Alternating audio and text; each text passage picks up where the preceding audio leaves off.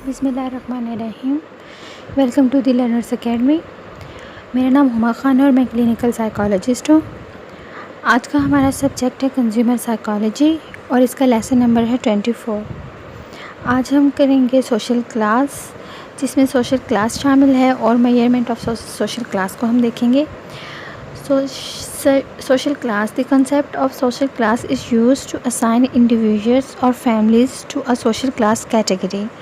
Social class may be best through of a continuum, a range of social position on which each member of society can be placed. इसमें एक hierarchy set की जाती है social class में। ख़ास किस्म के लोग होते हैं, ख़ास एरिया के लोग लिए जाते हैं, उसमें वो अपनी कैटेगरीज़ को डिवाइड कर देते हैं और उसमें इसे कहा जाता है hierarchy of distinct status classes.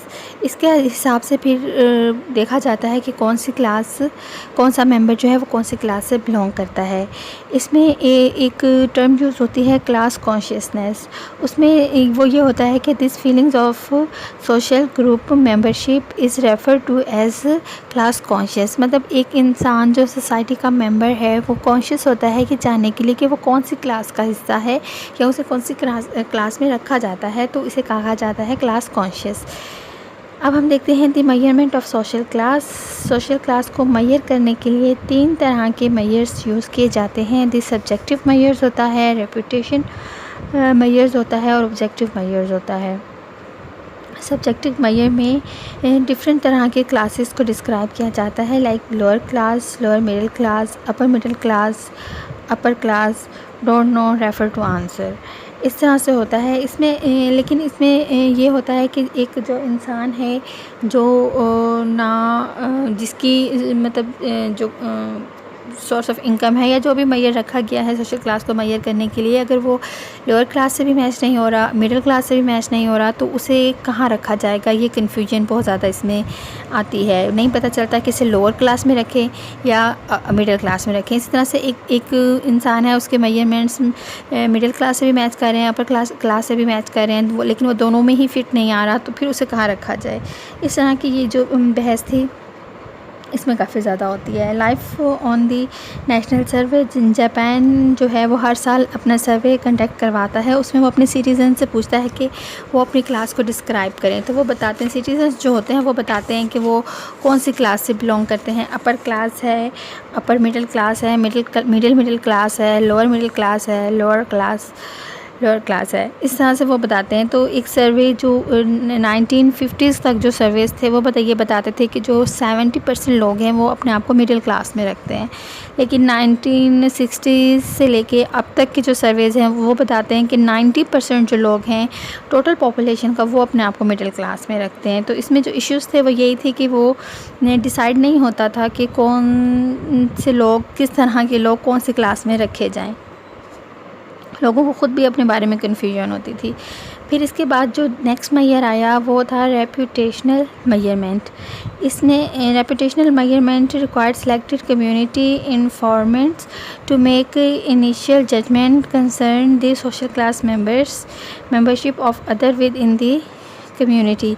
इसमें ये क्या गया था कि एक जो मेजरमेंट का एक स्टैंडर्ड रखा गया था और तो उस स्टैंडर्ड के मुताबिक जो हैं वो सोसाइटी के मेंबर्स को मेजर किया जाता था।